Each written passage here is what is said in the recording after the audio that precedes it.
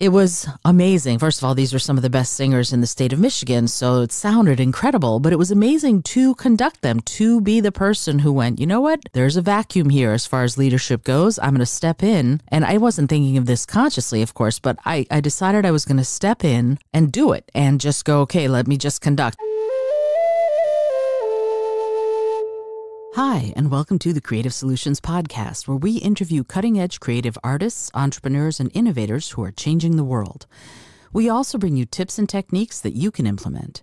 This episode is brought to you by my favorite productivity hack, the Brain FM app, this podcast's hosts, Podbean, as well as my book, Speak From Within. And to support you in achieving mastery of the concepts in this week's episode, you can download the free confidence-building tip sheet so you can discover the secrets to unlock your inner leader. You can find the link in the show notes. Hey there, and welcome to the Creative Solutions Podcast. I'm your host, Isolde Trachtenberg. Thank you so much for being here. I've had an amazing day, and this is a special bonus episode. I'm actually not sure when this is airing because I might just put it in on a random Wednesday. And the reason is because something happened today that I was just flabbergasted that I'd forgotten about myself. And that is what it means to be a leader, particularly when you have no idea what you're doing, or at least when you're really nervous or scared about leading, and when it's really not up to you to lead, but you take the reins anyway. And here's what I mean by that. Many years ago, I was auditioning for the Michigan State Honors Choir. Now, here's what's important about that. I auditioned as a 15-year-old, as a sophomore, and sophomores generally didn't make it in. You had to be somebody they really liked in order to get in. And here are the circumstances under which things happened. Shortly before auditions, I got really sick and I lost my speaking voice, could not say a word. I sounded something like this. Hi, I'm trying to talk. It was that bad. I couldn't make myself understood at all when I tried to speak. The weird thing was when I had to sing, I sang pretty well. Somehow I'd maintained my singing voice even though I had absolutely zero speaking voice. And what's interesting about that is that relatively recently I was watching a documentary on Netflix all about music and singing, and they've done studies to show that our singing area of the brain is actually different than our speaking area of the brain. And in fact, there are people who are no longer verbal, who have various forms of dementia, Alzheimer's, things like that, who they cannot speak at all, but they can sing. And I've actually had that happen when the Philosopher's Stones, the holiday caroling group that I lead and manage, when we have done caroling at assisted living facilities and various other places, I've had people who are they're not verbal, they don't speak at all anymore, but when we come in and we sing, deck the halls with boughs of holly, they join in, because that part of their brain is still awake and alive and is able to remember. And I have had the staff at these places go, I can't believe that just happened. She hasn't said a word in years. And here she was singing Deck the Halls or Jingle Bells or whatever it was we were singing. That's amazing. And I said, well, maybe you should sing to her and help her sing with you. And she went, I'm going to try it. And I actually would love to know if she ever actually did try, because wow, what an amazing thing. Anyway, the studies that they've done have indicated that singing and speaking sit in different areas of the brain. And it makes me think maybe there was some kind of physical thing that was also sitting in different parts. The part of my voice that needed to speak couldn't. The part of my voice that needed to sing did. So I was going to go in and I was going to audition, and I had, as I said, no speaking voice. And we're all sitting there and we're all waiting. The way they had it designed is all the young women were sitting in one room. Well, I should say all the sopranos and altos, but at that point they were all young women as far as we knew. All the young men, tenors and basses, were sitting in another room, and we were all going to be auditioning, singing various pieces, usually some sort of a spiritual, some sort of a religious piece. In this case, it was I'm going to sing when the Spirit says sing and Jubilate Deo. Those were the two that we were auditioning with. And everybody in the room, and there were, I don't know how many dozens of young women in that room, we're all trying to sing, and nobody can hear themselves because it's a cacophony. We're all trying to practice all over the place. And I was 15 at the time, and I saw what was going on. I saw that it was just chaos and nobody was really able to be productive, that I sort of stood up and I did what the conductor does. I raised my hands and everybody looked at me. And I conducted us in singing, I'm going to sing when the Spirit says sing, and the Jubilate Deo. And it was amazing. First of all, these were some of the best singers in the state of Michigan, so it sounded incredible. But it was amazing to conduct them, to be the person who went, you know what? There's a vacuum here as far as leadership goes. I'm going to step in. And I wasn't thinking of this consciously, of course, but I decided I was going to step in and do it and just go, okay, let me just conduct. And I knew how to conduct. Okay, so let me step back a second. Conducting is not an easy thing, and let me not make it seem like it's an easy thing. It's an incredibly difficult thing. But I had seen conductors, because I was also a violinist, I had seen conductors conduct the symphony that I played in, my high school orchestra, and of course, Mary Alice Powell, my choir director, in high school. I'd seen them all conduct. I'd seen what needs to happen when you are conducting.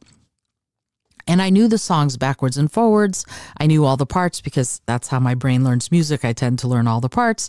So I was able to conduct everybody and sort of, notify each part, either altos or the sopranos or whatever, when they needed to come in and when they needed to stop. And I was able to do it.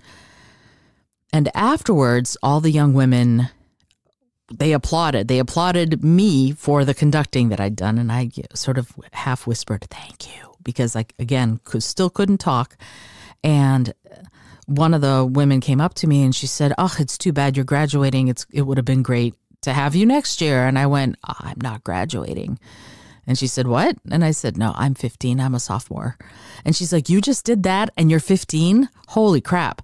And the reason was because that was unexpected to them. They all thought I was a senior, and it sort of ran through the entire room. She's only a sophomore. And I didn't think anything of it at the time. I saw that something needed to be done. I saw that somebody needed to do something because we weren't making any headway. And I went, this is something I can do.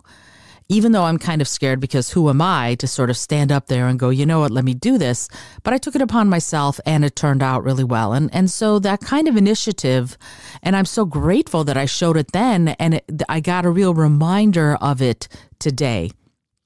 That often it's necessary to take that initiative, and it's not about grandstanding and it's not about stealing the spotlight. Let me just dispel you of that. It's more seeing that something needs to happen in order for things to run more smoothly, or to be more inspired, or to have a team run better, or to improve communication, whatever it is. I saw that it needed to happen, and I did it back when I was 15, many, many years ago, as I said. And periodically at other times, I've done the same thing. One of the best examples of it in my life was directing my first play, was being the conductor long term, right? It was over weeks and months of preparing this play to put up a production. And I love directing theater is probably my favorite thing in the world to do, in part because you have to have a vision. You have to have sort of the process in your head, or written down, but I like to keep it in my head, of where the vision is, where you want things to go. And it can't be about you. It has to be about the group. It has to be about the thing that you want to have happen on behalf of the group. And interestingly, Emma Stone, in her Oscars acceptance speech, said something along those lines. She said she was really, really scared, and her director, she was having a panic attack, and her director said, you have to take yourself out of it. And she went, it's true. I have to take myself out of it, because this isn't about me. It's about the team. It's about the group of people who got together to do this project, the whole of which is greater than the sum of its parts. And I just went, yes, that's exactly it. That is exactly what I think of when I think of leadership, is that you are working towards a goal, the whole of which is going to be greater than the sum of its parts. Because when people work together, they make magic. So that brings us to today. And I feel I'm fired up. I'm super grateful to the various networking events I went to today. They were all virtual. They were all online. And I had the best time. I loved them. I enjoyed the heck out of the 11 a.m. networking event that I went to, got to meet amazing people who are doing incredible things. And we're going to see about how we can collaborate together. And, my mission is to help everybody get inspired through their own creativity. And again, create something the whole of which is greater than the sum of its parts. And the second networking event I went to was a webinar that was also a networking event for women in business in New York City and New York State. And we got broken up into two separate working groups, if you will, breakout sessions. And after a keynote and then presentation and then question and answer, and then we got broken up into these smaller groups of like 7 people or so. And we had 12 minutes to talk about ourselves and our businesses, et cetera, et cetera. And the first group I got into, and somebody sort of said, Isolde, you look like you're about to lead this. And I went, okay. And I think it had something to do with my background. I'm in my podcast studio and it looks all official, I guess.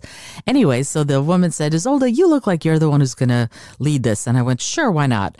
And I did it. I took it on. I led the group and kept everyone sort of on task, but also inspired and gave feedback and listened very actively, because I think one of the leaders' primary jobs is to listen actively to their people. And the same goes for if you're a facilitator. If you're a facilitator, you're a leader of sorts. And so I did that and it went really well. And then we got broken up into the second breakout session. And I just sort of went, I'm not going to wait. I hope it's okay. And I did it again. And I sort of took on the facilitator role.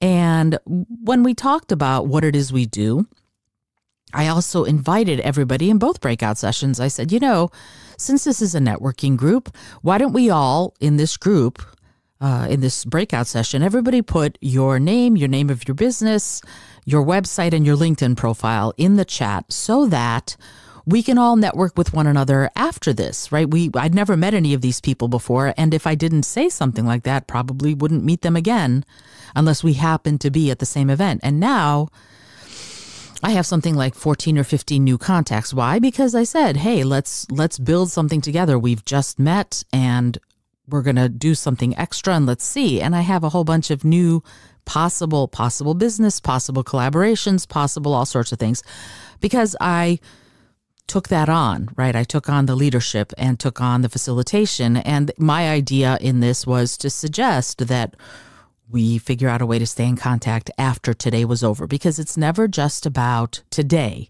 It's about building a relationship that will last much longer than just the 2 hours we spent together today. Now, when I was 15, first of all, I had no voice. But second of all, I didn't know to say that. I didn't know to say to any of these other women, these other sopranos and altos, hey, we should all exchange phone numbers or something. In part because this was pre-internet, pre-cell phones. It was a very long time ago. So being in touch was not an easy thing. Now it's super easy. Hey, here's my LinkedIn profile. Here's my QR code. Here's my website. I'd love to have yours. Let's see how we can collaborate and support each other on our journeys. All of that can be done with the snap of a finger. So it's much, much easier to network today. It's much, much easier to build those relationships, to meet people. Now, it does take some doing. In other words, if you're naturally an introvert, you have to take care of yourself and you have to know when you've had enough networking and you have to step away. Got it. But I encourage you, regardless of that, to go, okay, when can I and how much time can I give to this process of meeting new people and figuring out who they are and letting them know a little bit about me, figuring out how we can support each other, connecting so that we can, for example, if someone is a graphic designer and I've just met them and I know someone who needs a graphic designer, I can connect them. Now, I'm naturally a connecting personality. That's what I do. I'm a connector. And I love introducing people to one another. But at the same time, unless I know those people, unless I've gotten to know them and know what they do and know sort of the characteristics of their work, I can't recommend anybody to anybody. So you need to be curious. That's another facet of this, is get curious about the people you are in the same room with. Figure out who they are. Ask them questions. Yes, that's my favorite thing, is to ask questions. If you're a longtime listener of this show, you know that one of my favorite things to do is go into a place and ask questions. And there was one festival I was at many years ago where I decided I was going to run a little experiment and that I was not going to make statements at all. The only thing I was going to do is ask questions of everyone I met. Just get curious about who they were, about what they did, about what they loved, about what made them happy, about what drove them to get up every morning. I just asked a lot of questions, and I cannot tell you how many people at that festival told me what an amazing conversationalist I was. Now, the thing is, of course, I didn't really say anything except for to ask them questions about themselves. But, I was such a great conversationalist, and according to them. And that's because, of course, I was really curious about them. And people, if you go by Dale Carnegie, people love to talk about themselves. Not everyone does. Some people are shy. But on the whole, people enjoy the opportunity to talk about things they love, about things they do, about things that fascinate them. Give them the opportunity to do that, and most of the time, they will fulfill that. They will give you a little piece of themselves, a little piece of their history, a little piece of what drives them, a little piece of who they are, and I love that. So going back to today, that's kind of what I did. I took on, in the second group, I did the same thing. I asked everyone to introduce themselves. We had a question and answer about what resonated with us from the keynote speech. And so I sort of facilitated everybody going and then commented back to them. That's one of the ways humans understand that someone's been listening, is that they reflect a little bit back, mirror a little bit back what they said. And so did that, sort of communication 101, and had a great time introducing people, getting people together, figuring out how I might be collaborating with some of these folks or bartering, things like that. It's going to be lovely. I'm very excited to work more with these people. And then again, I said, hey, leave your name, your LinkedIn, your website, etc. And one of the women that I interacted with, she left her LinkedIn and I connected, and she sent me a message as part of our LinkedIn interaction. And I'm going to read it to you because I'm not going to give her name. J. Her name starts with the letter J. And if you listen to this, J, thank you so much for sending this, because I thought it was a delight. And just so you remember, if you're listening to this, not necessarily J, but if you who are listening, what do? I do team building through self-expression. That's ultimately what I do, is I help people get creative inside themselves so that then they feel confident and free enough to collaborate with other people. I'm going to say that again. I help people get creative within themselves so that then they feel comfortable and confident and inspired to create and collaborate with other people. That's my favorite thing in the world. So this is what Jay said to me. Isolda, your talent in facilitating team building through expression was incredibly evident and impactful in our breakout room. The way you managed to keep everyone engaged and connected was nothing short of inspiring. Wow, right? Isn't that amazing? It's our talk about walking your talk. That was so lovely to read, because it's my goal. My goal is to help teams not only coalesce, but stay engaged and connected and get excited and inspired. And I always say that my work is about bringing teams from fractured to focused and from indifferent to inspired. That's my goal. That's my job. That's what I'm trying to do.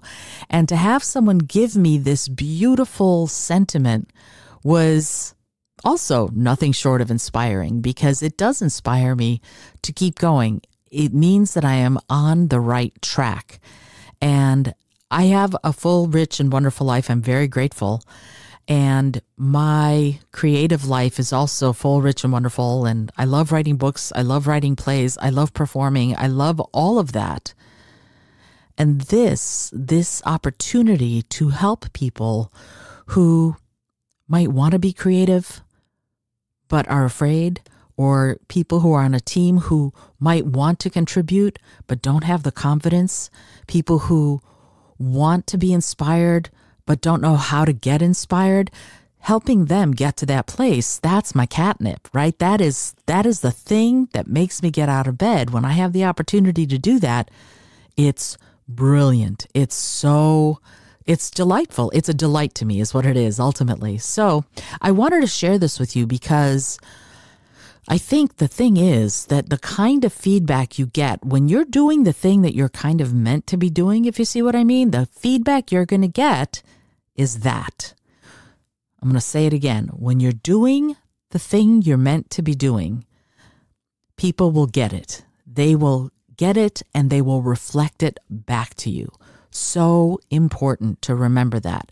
And so if you feel dissatisfied, if you feel I'm not sure I'm on the right track, first of all, you know me, I can consult on that with you and help you course correct till you get to where you need to go. But also you have to remember you're going to get all sorts of reflection and response from that which is around you. And it's going to be incredibly helpful in you figuring out the path you need to walk. Okay, I hope you've enjoyed today's episode. I had the best time recording this, and I'm ridiculously excited to bring it to you. I think I'm just going to change my schedule around. I had another episode slated for this coming Monday, but I think I'm going to do it today. I think you're hearing this pretty much right after I recorded it. I'm very excited. Alrighty. As always, this show is brought to you by Brain FM, my favorite productivity app, Podbean, which is my podcast's host, my book, Speak From Within. So if you have a public speaking phobia or aren't sure about how to get up there and do your thing, that book is it's going to help you. It's going to help you get to the place where you feel comfortable and confident and curious to get up there and see what you can do.